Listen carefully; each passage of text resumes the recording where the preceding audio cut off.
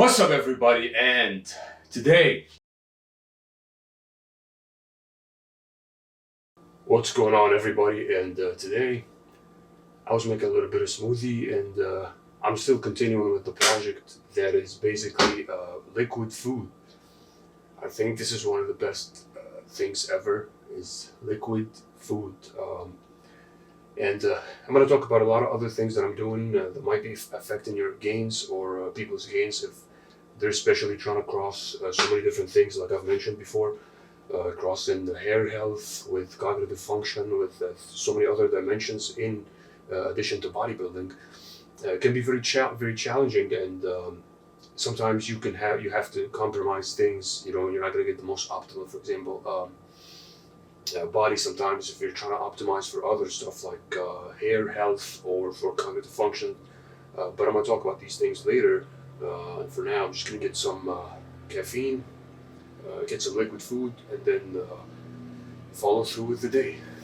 So now I'm about to make my liquid food, my famous and delicious liquid rice, which is I love. I don't like much, I don't like to eat rice a lot, but I like to drink it in liquid. And I make this shake, man, where it's just rice, whey protein. Sometimes I add a little bit of chicken in there. And I have my ways to make it taste so good. Because a lot of people think about that and they think, oh, this is disgusting, but actually it tastes amazing. So check this out.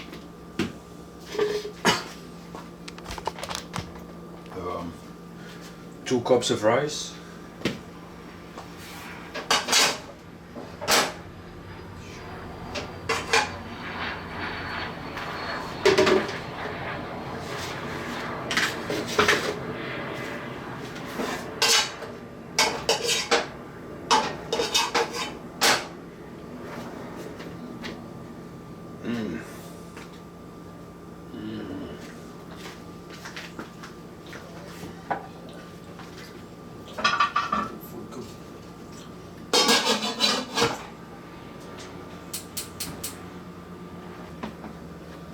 Right.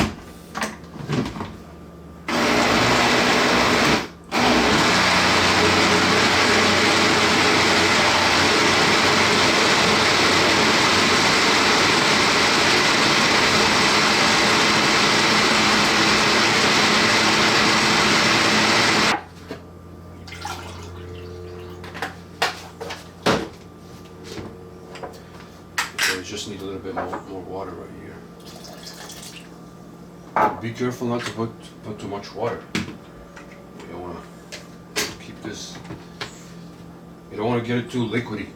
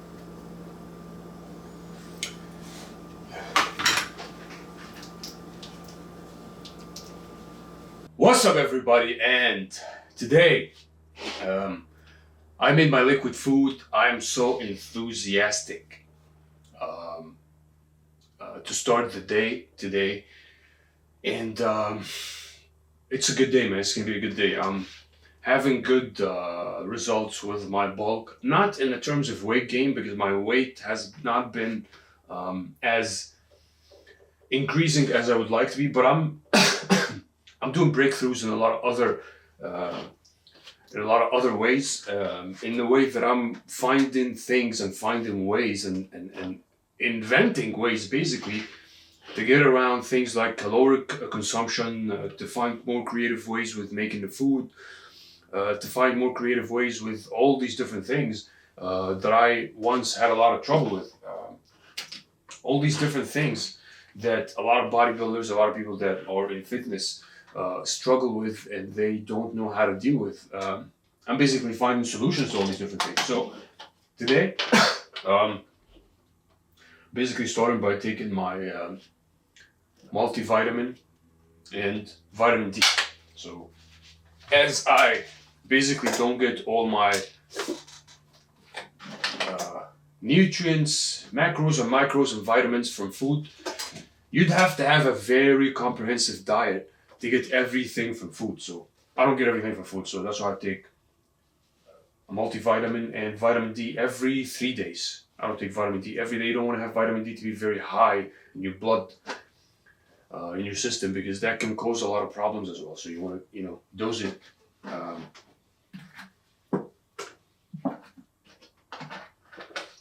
To get it to maybe the higher range of normal.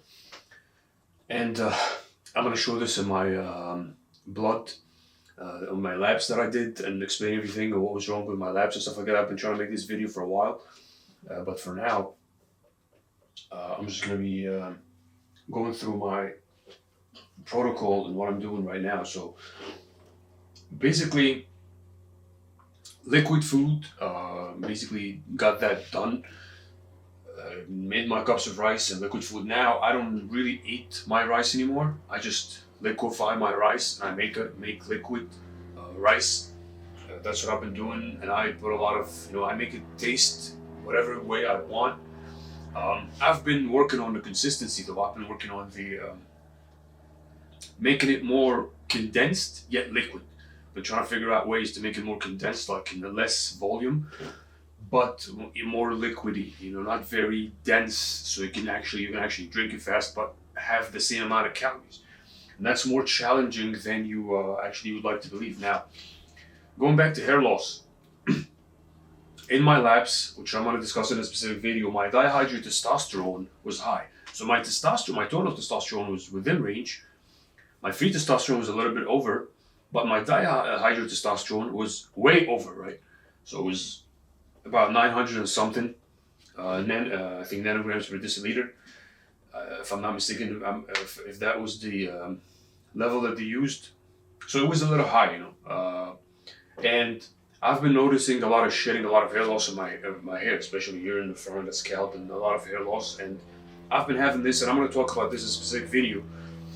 After one of my cycles, I've noticed extreme hair loss, and I'm going to put pictures, and I'm going to make a dedicated video about this, where I'm going to explain what happened. And a lot of people jump the gun, and when they do multiple compounds, somehow they assign their problems or their side effects to one compound, and they say, oh well, this specific compound gave me hair loss, or that specific compound gave me hair loss. You don't really know until you separate the variables in a scientific experiment. You don't know what causes it. People do a test trend cycle, And then they say, oh, trend devastated my hair. But how do you know it was not the test? Did you make an experiment? To do that, you have to separate the variable, and you have to make a controlled experiment where you have a control group where you give it only trend and you monitor their testosterone levels, monitor their DHT, monitor the conversion of tested DHT, monitor a whole other profile of hormones, and then give them only trend, different groups at different dosages, and then measure trend and its effect on hair loss. You can't just say, oh, I did trend devastated. How do you know it wasn't a test? How do you know it wasn't the masteron? Some people do a trend test masteron cycle and say, oh, trend devastated my hair. You just picked one. How is this a scientific conclusion? People don't know how to think scientifically or how to think mathematically, especially in the bodybuilding community. So after one of those specific cycles of test and trend, it literally devastated my hair. I think I have never noticed in my whole life hair loss until I came across this cycle of test and trend. All my life I had the thickest hair, hair on top of my foreline, very thick hairline, full as hell all the way to the top, baby hairs in mass coming out of the sides. That was my hair before that cycle. That cycle, just one. Devastated, gave me like probably 20 years of hair loss in 3-4 months, and that's it. And I'm gonna show pictures. I'm gonna make a specific video about that. I'm not making any conclusions. I'm not saying if it was the test, if it was the trend. Maybe it was the test conversion to trend. The test conversion to DHT. Maybe it was the trend and the extremely androgenic nature of the trend. Maybe it was the combination of both. Maybe sometimes a combination of two things, they would both add to the problem, and it's not just one of them. And you can't really split the percentages. Maybe it was 60% the test, 40% the trend. You never know, and you cannot make a scientific conclusions until you design a scientific study and separate the variables, which is what I'm talking about, which is something that as a bodybuilding community, we have to do. We have to conduct these experiments in like labs, set up labs and conduct these experiments, because nobody's going to do it for us. Like scientists, they're not going to perform experiments on whether trend causes hair loss or not. This is things that we have to do if we want to really find out in a scientific and a mathematically accurate way. So, so back to the hair loss problem. So ideally, when it comes to the hair loss thing, ideally I would take Dutasteride because it's more effective than Finasteride. But from a while ago, I had some Finasteride available, so that's what I'm dosing right now until I'm able to get the Dutasteride, which is way more effective, and it blocks type 1 and type 2, 5-alpha reductase, rather than just type 1 with the Finasteride, and it blocks DHT up to a way higher percentage compared to the Finasteride. And the second thing would be a topical anti-androgen that I have been researching. I talked about all this stuff in my hair loss video, and I'm going to make a sequel to this video where I'm going to explain more exactly about the comparisons between these topical anti-androgens as far as the scientific literature, and which one gives you a higher percentage of androgen blockage. That's a very important topic because you have limited resources. You can't buy everything out there. You're not able to buy everything in every product, and it's not right just to put everything. So you want to get the most effective one. You want to get the most effective compound that has the least amount of side effects is really what you want to get. And I've been tending a lot towards RU 58841. There's also spironolactone, but it doesn't always work like that. Sometimes you get a deal on something. Sometimes somebody gives you something for free, and you want to do an experiment and try it for a while. Doesn't always work like that. So there's a whole bunch of other anti-androgens topically applied to the scalp that I'm gonna talk about and I'm gonna experiment with. There's also the blood flow dimension, which is a lot of people use minoxidil for.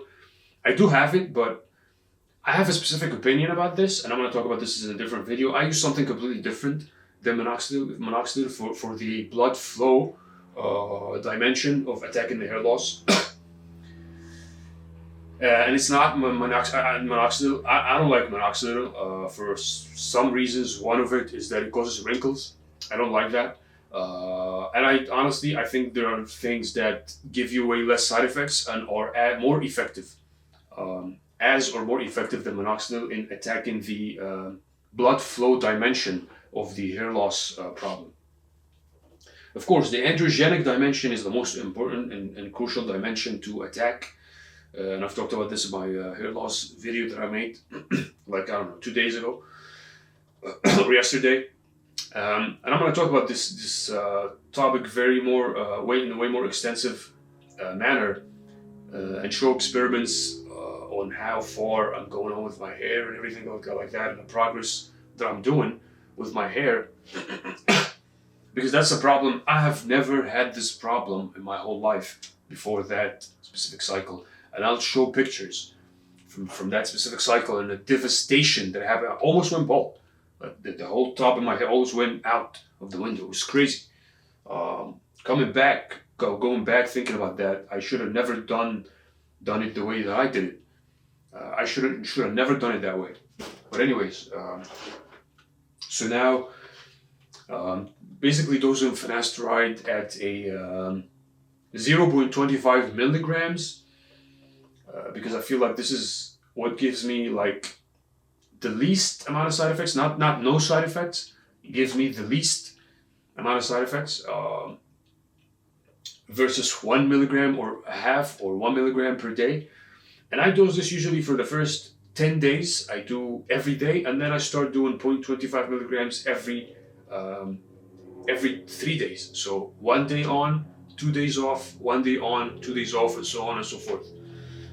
Is what I use after to sustain, because that also gives me a lot of less side effects. And what side effects am I talking about?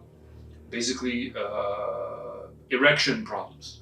Finasteride does give erection problems, if not fully, then it gives partially. So if it doesn't give full erection problems, it gives partial erection problems. And for me, I feel 100%, man. The morning wood, sometimes it's gone. Sometimes it's reduced. So when you would be having a full 100% erection, you would get, instead of that, you get 60%, 70%, 65%. That's not good. Like it's because like it's still like flabby, you know. And then I've been experimenting with a bunch of other stuff. How can you do that with a bunch of other stuff like maybe Cialis, dosing other things to counter this problem. And if it works, I might even up the dose of Finasteride and then the Dutasteride, and see if you can solve the problems, the erectile problems, with taking compounds like that,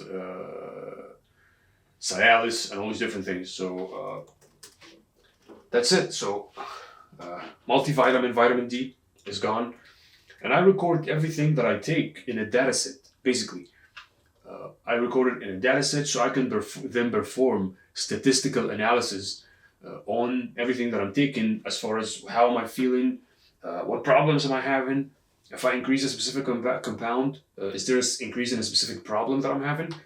Basically, it's a data science problem that I'm dealing with this as a data science issue. And this is going to be very crucial, man. I mean, everybody should have that. Your whole blood works, every drug you're taking should be in a data set with a graph that shows everything you're taking, the dosages, when you went up and down, everything in your blood, in your labs, your lipids, everything, and so you can perform statistical analysis on all these things and be able to understand and derive relationships or conclusions about relationships between all these compounds. That's something that's really missing right now in the healthcare establishment. And maybe one day I'm going to start offering these services to people. Who knows? So that all the data science that I studied wouldn't be just, waste, basically. So 0.25 milligrams of Finasteride. Now, the route of administration, topically, orally, or sublingually. Right now, I'm dosing between sublingually and orally. And for what reason? The reason is because my systematic dihydrotestosterone is high. So I'm trying to get my systematic dihydrotestosterone under control. Not just for hair, but for prostate health and for other systematic problems that can arise from high DHT, like prostate enlargement and later prostate cancer. So getting your dihydrotestosterone under control is not just a hair loss problem, it's a health problem. It's a health problem that you have to get it under control. You have to measure it first by getting the testosterone panel. Then you have to get it under control by systematically attacking it. Now, the topical part for hair loss, that's a different issue. And I may be moving on to topical finasteride or even topical Dutasteride, if that exists. And if it doesn't exist, I might try and find a way to make it. The way I've been doing topical finasteride, and I don't know if this works. I haven't been buying the sprays, but I have been crushing the pills and dissolving them in liquids or in some form of a vehicle, and then administering that to the scalp. I haven't been buying the off the shelf, the ready-made topical finasteride. But for now, I'm basically sticking with my regular routine, which is I'm dosing between oral and between sublingual, basically. And I've talked about the timing before in the hair loss video. I've talked about timing and why sometimes you want to time your drugs to hit the sweet spot when it comes to the level of the hormone in your body. Testosterone and dihydrotestosterone usually spike in the morning between 7 and 10. If you dose your 5-alpha reductase inhibitors accordingly, so you can block these compounds when they're at the highest level in the day, I think this would give you would be more effective than just taking it any time of the day. Because at the end of the day, you still get a little spike, and then you get a peak and then a down with the blood serum levels of the drug. Yeah, you want to stabilize it as much as you can, but at the end of the day, you're still going to have that. So you want the peak to match the peak of the release of the hormones in your body across the day. And I think this is timing is a way to get even better results with minimal dosages with a lot of these compounds. So for 10 days, I'm dosing finasteride every day at 0.25 milligrams until I start, to get into the 11th day, and then from then I can move on onto the administration that is every 2 days, basically. So that's it for the multivitamin, the vitamin D, the finasteride. I'll be making the video talking about the lapse and why people want to get their dihydrotestosterone specifically under control. And then I'm going to be starting my topical anti-androgen experiment. Now, would this be a scientifically accurate experiment? I might make it be, so I might stop the finasteride and not start the Dutasteride yet, and then jump on RU by itself. It could be RU or spironolactone. I'm going to research a bunch of other anti-androgens. I have to read a lot of the scientific studies, review a lot of scientific studies, and see which one was more, or which one is the more effective. But whatever topical anti-androgen maybe, I might just dedicate a study, an experiment for a while to see how it affects the hair loss problem just by itself, without any additional systematic or oral anti-DHT or 5-alpha reductase inhibitors like finasteride or dutasteride. So that would be a worthy experiment that I think a lot of people are going to benefit from. And these experiments are needed. Some of the stuff exists in the scientific literature. Some of it doesn't exist. Some of it you have to experiment with by yourself. But I think that this is something worthy to do is to perform these studies. Now, as far as training, I haven't been training that heavy, honestly. I've been training in the 12 to 15 rep range, making sure that the weights are, moderate to high weights. Been really trying to protect my joints, and would be trying to get another lab,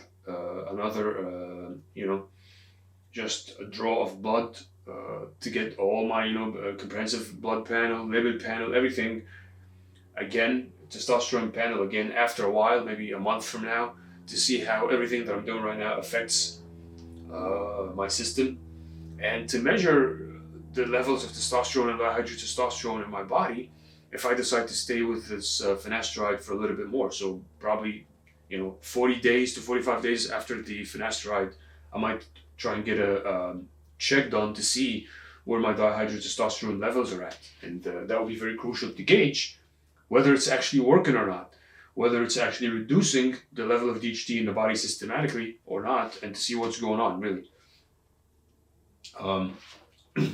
So that being said, everything right now is set. I did a training session today in the morning. I'll do another training session in the afternoon.